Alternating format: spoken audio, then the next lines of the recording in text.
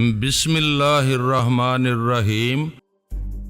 اگر ایسا ہے تب تو ہمیں جلد از جلد بنگلے پر پہنچ جانا چاہیے۔ لیزی یہ اطلاع ملتے ہی وہاں فون کر کے اس کی تصدیق کرنا چاہے گی۔ یہ بہترین موقع ہے جیلانی اسے آزمانے کا۔ فیروز نے کہا چلو اٹھو جلدی کرو، ہمیں فوراً بنگلے پر پہنچنا ہے اب۔ میں سمجھا نہیں تمہارا مطلب، میں نے اس کے ساتھ اٹھتے ہوئے کہا۔ اس طرح لیزی کا امتحان کیسے ہو جائے گا؟ فیروز آگے بڑھتے ہوئے بولا، سیدھی سی بات ہے یار، وہ تمہیں فون کرے گی اور تم اس سے بات کرو گے تو اسے یہ معلوم ہو جائے گا کہ تم کراچی ہی میں موجود ہو۔ تمہارے لاہور جانے کی خبر غلط ہے۔ اس کے بعد اگر آج تک تمہیں لاہور میں تلاش کرنے کے بجائے کراچی ہی میں یہ کوشش کرتا رہتا ہے تو اس کا صاف مطلب یہی ہوگا کہ لیزی نے اسے تمہاری کراچی میں موجودگی کی خبر دے دی ہے۔ میں نے اس کے ساتھ باہر آ کر کار میں بیٹھتے ہوئے کہا، نہیں فیروز، اس طرح کی کسی بات سے لیزی کے بارے میں ہم کوئی حتمی فیصلہ نہیں کر سکتے۔ وہ جس عیار قوم سے تعلق رکھتی ہے اسے پرکھنے کے لیے کوئی کسوٹی بنائی ہی نہیں جا سکتی۔ بہتر یہی ہے کہ اسے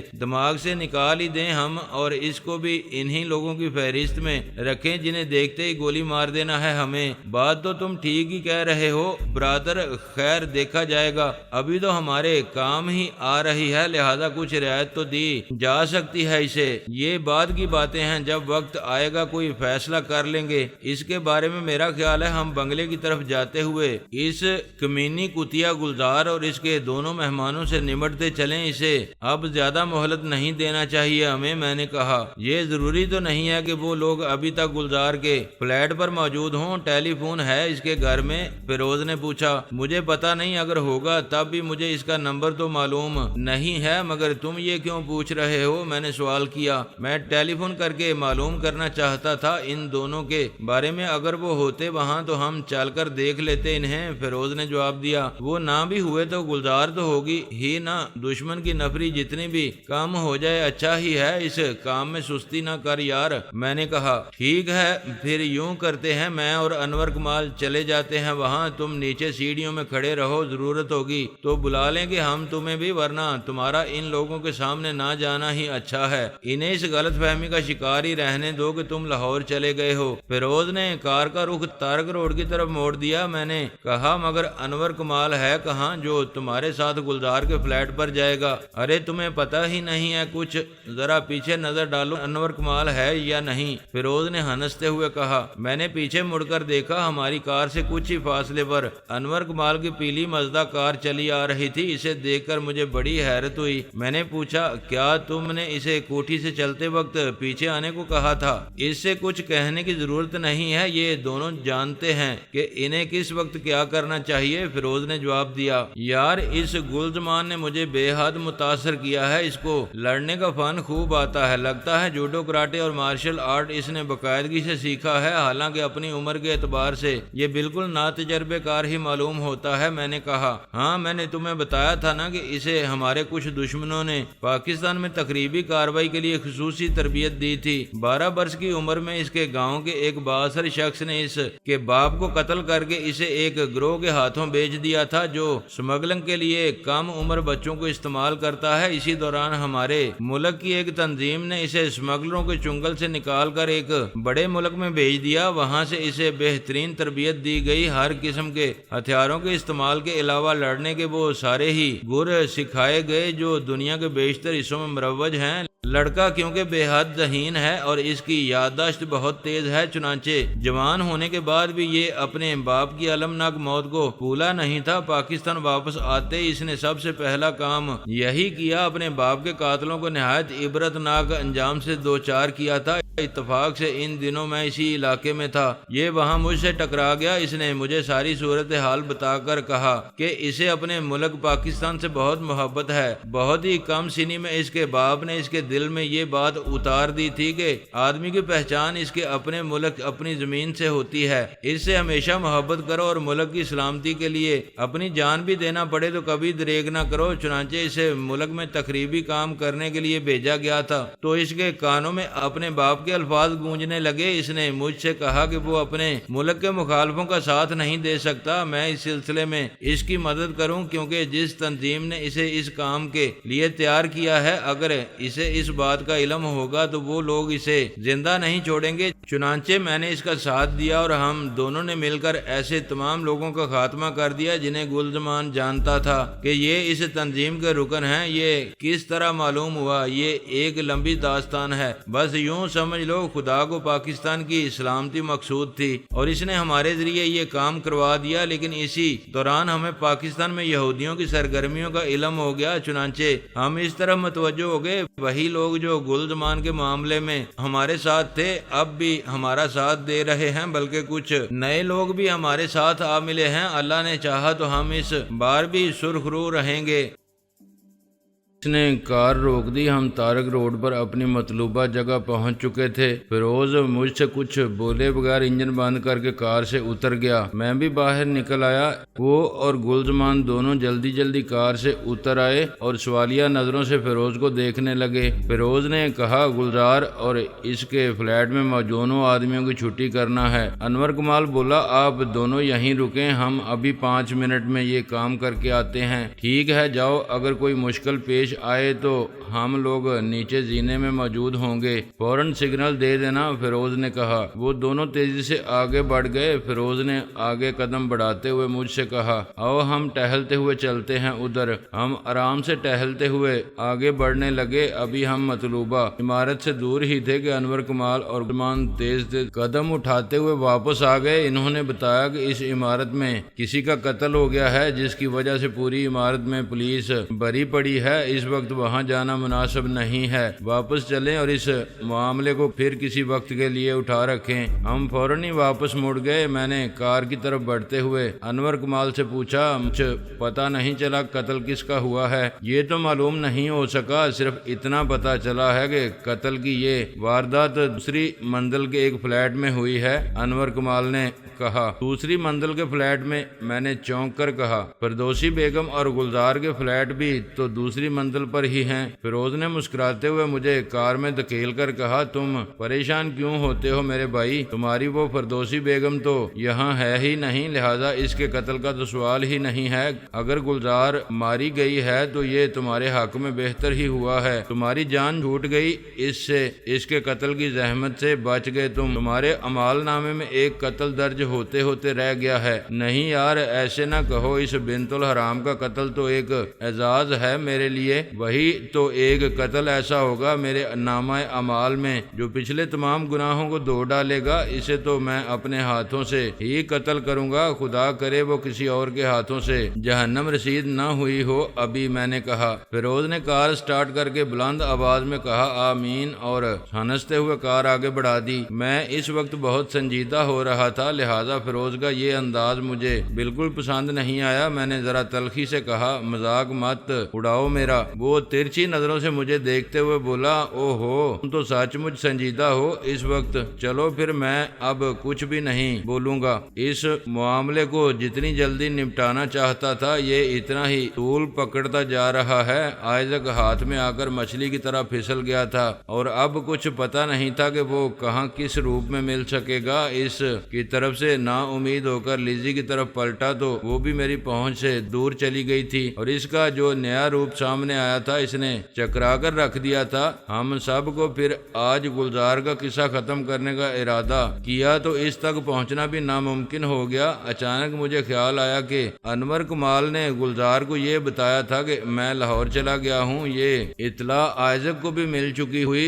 لاہور میں اسے میرے گھر کا پتہ ضرور معلوم ہوگا، چنانچہ وہ لاہور میں موجود تنظیم کے لوگ میرے گھر بھیجے گا میری تلاش میں، اور وہ درندہ صفت لوگ میرے بارے میں جاننے کے لیے نہ جانے ماں جی کے ساتھ کیا سلوک کریں۔ وہاں ایسا ہے کون جو ان کی راہ روک سکے؟ حیدر ان کے مقابلے میں کوئی حیثیت ہی نہیں رکھتا تھا اور وہ ڈرائیور وہ تو پہلے ہی منافع میں جی رہا تھا، وہ ماں جی کو کب کیا تحفظ فراہم کر سکتا تھا؟ آسیہ پتہ نہیں کہاں تھی، واپس ماں جی کے پاس پہنچی بھی تھی یا نہیں؟ ایسی صورت میں ماں جی تو بالکل غیر محفوظ ہی تھیں۔ سب سے پہلے تو مجھے ان کی حفاظت کا بندوبست کرنا چاہیے تھا۔ اس خیال خیال سے میرا دل لرز اٹھا۔ میں نے فیروز سے اس سلسلے میں بات کرنا چاہی، لیکن اس سے پہلے کہ میں کچھ کہتا وہ بولا، کس خیال میں گم ہو بھائی؟ اترنا نہیں ہے کیا؟ اب کہیں اور جانے کا ارادہ ہے تمہارا؟ میں نے چونک کر دیکھا، فیروز گاڑی کا میری طرف کا دروازہ کھولے کھڑا مسکراتی نظروں سے مجھے دیکھ رہا تھا۔ میں نے ایک پاؤں کار کے کھلے ہوئے دروازے سے باہر دھرتے ہوئے کہا، ارے کیا ہم بنگلے پر پہنچ گئے؟ کمال ہے یار، مجھے تو پتہ ہی نہیں چل سکا۔ کیوں، تم کہاں کھوئے ہوئے تھے؟ موجودہ حالات میں گرد و پیش سے اتنی بے خبری اچھی بات نہیں ہے جیلانی، اس طرح تم کوئی بھاری نقصان بھی اٹھا سکتے ہو۔ دشمنوں کے درمیان آدمی کو ہمیشہ چکنا اور ہوشیار رہنا چاہیے، فیروز نے مجھے سمجھاتے ہوئے کہا۔ میں نے کار سے اتر کر آگے قدم بڑھاتے ہوئے کہا، بس یار وہ کچھ ایسا ہی خیال آ گیا تھا اس گھڑی جس نے مجھے غافل کر دیا ہر طرف سے۔ شارع عام پر اپنے دماغ میں ایسے خیالات کو مت آنے دیا کرو، یہ بہت خوفناک بات ہے۔ وہ میرے ساتھ چلتے ہوئے بولا، شرافت علی کی گاڑی کھڑی ہے یہاں، معلوم ہوتا ہے وہ ہم سے کافی پہلے پہنچ چکا ہے۔ ہاں پہنچ بھی جانا چاہیے تھا اسے، ہم نے پہلے تو گھر سے نکلنے ہی میں دیر کر دی تھی، پھر راستے میں پروگرام تھوڑا سا تبدیل ہو گیا تھا جس کی وجہ سے یہاں پہنچنے میں اچھی خاصی دیر ہو گئی ہے ہمیں، میں نے جواب دیا۔ ہم اندر پہنچے تو شرافت علی ڈرائنگ روم میں بیٹھا کسی سے ٹیلی فون پر بات کر رہا تھا۔ ہمیں دیکھتے ہی وہ ٹیلی فون کے ماؤتھ پیس میں بولا، لیں جی وہ آ ہی گئے ہیں آخر، اب آپ خود بات کر لیں ان سے۔ اس نے ریسیور میری طرف بڑھا دیا۔ میں نے ریسیور لینے کو ہاتھ اس کی طرف بڑھاتے ہوئے پوچھا، کون ہے بھائی، کس کا فون ہے؟ خود ہی دیکھ لو، تمہارے پرستاروں میں سے ہی ہے کوئی۔ اور یہ کیا قصہ ہے بھائی؟ سنا ہے تم لاہور چلے گئے ہو، اس نے مسکراتے ہوئے پوچھا۔ میں نے اسے اس بات کا جواب دینے کی بجائے ریسیور اس کے ہاتھ سے لے کر اپنے کان سے لگاتے ہوئے پوچھا، ہیلو کون ہے بھائی؟ دوسری طرف سے لیزی کی چہکتی ہوئی آواز سنائی دی، آپ کہاں ہیں جناب علی؟ میں کب سے تلاش کر رہی ہوں آپ کو۔ اوہ تو یہ تم ہو، کہو کیا بات ہے، مجھے کیوں تلاش کر رہی تھی تم؟ میں نے اس سے وہ کوئی 2 گھنٹے پہلے گلزار کی طرف سے ایک پیغام موصول ہوا تھا، اس نے بتایا کہ آپ آج صبح 11 بجے کراچی ایکسپریس کے ذریعے لاہور روانہ ہو گئے ہیں۔ مجھے یقین نہیں تھا کہ یہ خبر درست ہو سکتی ہے، اس لیے فون پر بات کر کے تصدیق کرنا چاہتی تھی، لیزی نے جواب دیا۔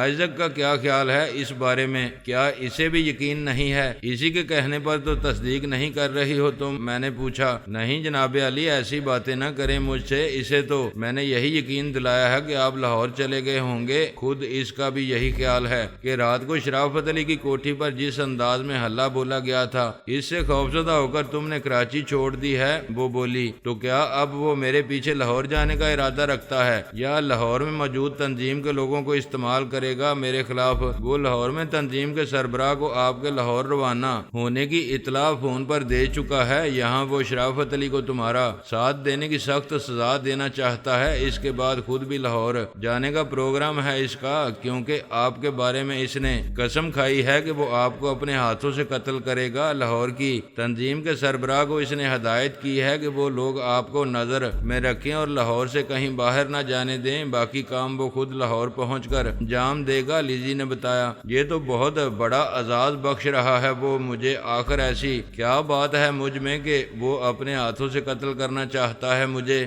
آپ نے اسے بہت نقصان پہنچایا ہے، آستانہ چھوڑنے پر مجبور کیا ہے، اسے قتل کرنے کی کوشش کی ہے، اس کے علاوہ آستانے کی تباہی سے تقریباً 1 ارب روپے کی منشیات کے ذخائر تباہ ہو گئے ہیں جس پر وہ بری طرح تل ملایا ہوا ہے۔ اچھا اتنا بڑا ذخیرہ تھا وہاں، مگر میں نے جو اشیاء جلائی ہیں وہاں ان کی مالیت تو شاید اتنی نہیں تھی، میں نے کہا۔ اس کے علاوہ بھی تھا وہاں بہت کچھ، 60 کروڑ سے زیادہ کی تو صرف ہیروین بھری ہوئی تھی ایک کوٹھڑی میں، آپ کو اندازہ نہیں ہے، آپ نے تو تنظیم کی کمر توڑ کر رکھ دی ہے، ایک ہی حملے میں ان کے تو ہوش اڑے ہوئے ہیں، لیزی نے جواب دیا۔ اسی بکھلاہٹ میں شرافت علی کی کوٹھی پر انہوں نے ایسے لوگوں کو بھیجا تھا جو اپنے ساتھیوں کی لاشیں تک نہیں اٹھا کر لے گئے۔ کیا آئزک نے اپنی اسی فوج کے بل پر مجھے اپنے ہاتھوں سے قتل کرنے کی قسم کھائی ہے؟ میں نے طنزیہ انداز میں پوچھا۔ ان کا تنظیم سے یا اس کی فورس سے کوئی تعلق نہیں تھا، وہ تو صرف قربانی کے بکرے تھے جنہیں آپ لوگوں کی طاقت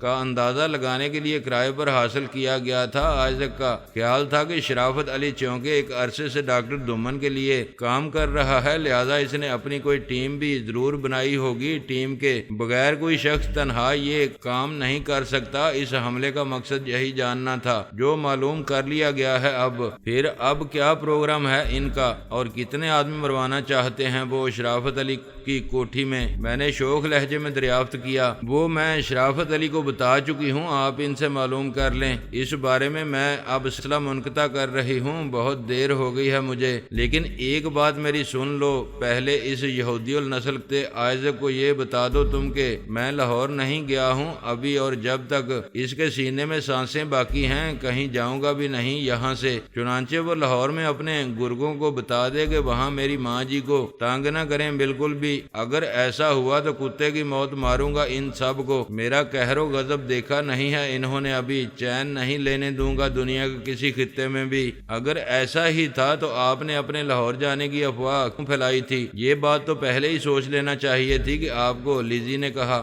یہ کام میں نے نہیں کیا تھا اور نہ ہی جان بوجھ کر آئزک کو گمراہ کرنے کے لیے کسی نے ایسا کیا تھا، بس اتفاقاً ہی ایسا ہو گیا۔ میں نے جواب دیا، اچھا ٹھیک ہے، میں کسی نہ کسی طرح اس تک یہ بات پہنچا دوں گی، اب مجھے اجازت دیں۔ اور میں نے شرافت علی کو جو کچھ بتایا ہے اس پر غور کر کے کوئی مناسب اور مؤثر کارروائی کریں اس سلسلے میں۔ لیزی نے یہ کہہ کر سلسلہ منقطع کر دیا۔ میں ریسیور کریڈل پر ڈال کر شرافت علی کی طرف پلٹا تو فیروز بولا، یہ تم نے کیا کیا جیلانی؟ اپنے لاہور نہ جانے کی خبر دینے کو کیوں کہہ دیا ہے اس آئزک کو؟ اسے غلط فہمی کا ہی شکار رہنے دینا چاہیے تھا۔ نہیں یار، یہ بے حد ضروری تھا۔ مجھے بعد میں خیال آیا اس کا کہ اس طرح وہ لاہور کے لوگوں میں میری تلاش شروع کر دیں گے، اور جب میں وہاں انہیں کہیں نہیں مل سکوں گا تو وہ ذلیل لوگ میری ماں جی کو پریشان کریں گے۔ ظاہر ہے وہ میرے بارے میں انہیں کچھ نہیں بتا سکیں گی، یہ ان کی بات پر یقین نہیں کریں گے، اور ان کی زبان کھلوانے کے لیے انہیں پتہ نہیں کن کن اذیتوں سے گزاریں گے۔ ہماری اس غلط بیانی کی وجہ سے بیچاری ماں جی اس بڑھاپے میں اذیتیں سہنے پر مجبور ہو جائیں گی۔ یہ تو بڑی شرم کی بات ہوگی میرے لیے۔ ہاں، یہ تم نے بالکل صحیح بات سوچی ہے، اس طرف تو ہمارا دھیان ہی نہیں گیا تھا۔ یہ بہت اچھا کیا تم نے جیلانی کے آئزک کو اپنے کراچی ہی میں ہونے کی خبر دے دی۔ ماں جی پہلے ہی بہت دکھی ہیں، انہیں زیادہ دکھ نہیں دینا چاہیے ہمیں، فیروز بولا۔ میں نے شرافت علی سے پوچھا، ہاں بھائی شرافت علی، تمہیں کیا بتایا ہے لیزی نے آئزک کے آئندہ پروگرام کے بارے میں؟ اس نے مجھے فیڈرل بی ایریا کا ایک پتہ لکھوایا ہے، وہاں آج رات 10 بجے آئزک نے تنظیم کے سرکردہ لوگوں کو جمع ہونے کے لیے کہا ہے۔ اس میٹنگ میں وہ لوگ اپنے آئندہ اقدامات کی منصوبہ بندی کریں گے۔ اس نے بتایا ہے کہ فی الحال انہوں نے اپنے تمام پروگرام ملتوی کر دیے ہیں اور اپنی تمام تر توجہ ہم پر مبذول کیے ہوئے ہیں۔ وہ چاہتے ہیں پہلے ہم سب کو ٹھکانے لگا دیا جائے، اس کے بعد یکسوئی کے ساتھ اپنے مشن کو پایا تکمیل تک پہنچایا جائے۔ وہ بیک وقت دو محاذوں پر تقسیم ہونا نہیں چاہتے۔ آج وہ یہی طے کرنے کے لیے جمع ہوں گے کہ ہمارا قصہ نمٹانے کے لیے کون سا طریقہ استعمال کیا جائے۔ جس مکان میں وہ لوگ جمع ہوں گے اس کا سارا حدود اربہ اس نے لکھوا دیا ہے۔ مجھے حفاظتی انتظامات کے لیے انہوں نے انسانوں سے زیادہ جانوروں پر بھروسہ کیا ہے۔ گیٹ پر ایک چوکیدار کے سوا کوئی نہیں ہوگا اور نہ ہی عمارت کے آس پاس یا اندر لان میں کوئی شخص ہوگا۔ وجہ اس کی یہ بتائی ہے اس نے کہ کوئی بھی غیر معمولی بات چونکہ پاس پڑوس والوں کو اس مکان کی طرف متوجہ کر سکتی ہے اور وہ کسی کو اس طرف متوجہ نہیں کرنا چاہتے، لہذا مکان کی چار دیواری کے اندر حفاظت کی غرض سے چند کتے چھوڑ دیے جائیں گے۔ بس لیزی کا کہنا ہے اگر 11 بجے رات کو ہم اس مکان پر ریڈ کریں تو تنظیم کے کئی سرکردہ افراد آئزک سمیت ہمارا نشانہ بن سکتے ہیں۔ شرافت علی سے ساری تفصیل سننے کے بعد میں نے فیروز کی طرف دیکھا، وہ بھی میری ہی طرف دیکھ رہا تھا۔ میں نے کہا، کیا کہتے ہو فیروز، اس لڑکی پر اعتبار کیا جائے یا نہیں؟ میرا تو خیال ہے ہمارے پاس کافی وقت ہے، ابھی اس کان کے بارے میں چھان بین کر کے اپنا اطمینان کر لیا جائے۔ پہلے ہم نے لیزی سے ملنے والی اطلاعات کے بارے میں یہی طے کیا تھا۔ ہاں، اگر شرافت علی کی کوٹھی پر حملے کی خبر کی طرح یہ خبر بھی درست ہوئی تو ہمیں اس کی تجویز پر عمل نہ کر کے بہت پچھتانا پڑے گا۔ بہتر یہی ہے اس کی تصدیق کر کے عمل کر ہی لیا جائے۔ اس پر فیروز نے میری رائے پر سے اتفاق کرتے ہوئے کہا، پھر یہ کون اور کیسے معلوم کرے گا کہ لیزی کا بیان غلط نہیں ہے؟ اس نے ہمارے ساتھ کوئی چال نہیں چلی ہے؟ میں نے پوچھا۔ یہ کوئی مسئلہ نہیں ہے، اپنا انور کمال 1 گھنٹے کے اندر اندر عمارت میں موجود تہہ خانے تک کی معلومات اکٹھا کر لائے گا، فیروز بولا۔ ارے ہاں، اسے تو میں بھول ہی گیا یار، وہ کہاں رہ گئے؟ دونوں ہمارے پیچھے ہی پیچھے تو آ رہے تھے وہ، میں نے کہا۔ فیروز میری بات سن سن کر چونک پڑا، بولا ہاں اس طرف تو میں نے بھی دھیان نہیں دیا اب تک، حالانکہ انہیں ہمارے ساتھ ہی آنا چاہیے تھا۔ پھر وہ تیزی سے اٹھ کر دروازے کی طرف بڑھتے ہوئے بولا ٹھہرو میں دیکھ کر آتا ہوں انہیں باہر۔ میں نے بھی اس کے پیچھے لپکتے ہوئے کہا ہاں دیکھو بھائی کہیں کسی مصیبت میں نہ گر گئے ہوں وہ دونوں۔ ہم دونوں آگے پیچھے دوڑتے ہوئے باہر نکلے، مگر باہر آتے ہی ٹھٹک کر کھڑے ہو گئے۔ انور کمال اور گلزمان تقریباً 40 سالہ صحت مند اور دراز قد شخص پکڑ کر کھینچتے ہوئے لا رہے تھے۔ اس کا حلیہ بے حد خراب اور خستہ دکھائی دے رہا تھا، کپڑے جگہ جگہ سے پھٹے ہوئے، بال بکھرے ہوئے، چہرے پر آنکھ کے نیچے چوٹ کے نشان تھے اور ہونٹوں سے لہو بہہ رہا تھا۔ قریب آ کر گلزمان نے اسے دھکا دے کر میرے قدموں میں گرا دیا۔ میں نے حیرانی سے پوچھا کیا ہوا، کون ہے یہ اور کیا حالت بنا دی ہے تم لوگوں نے اس کی؟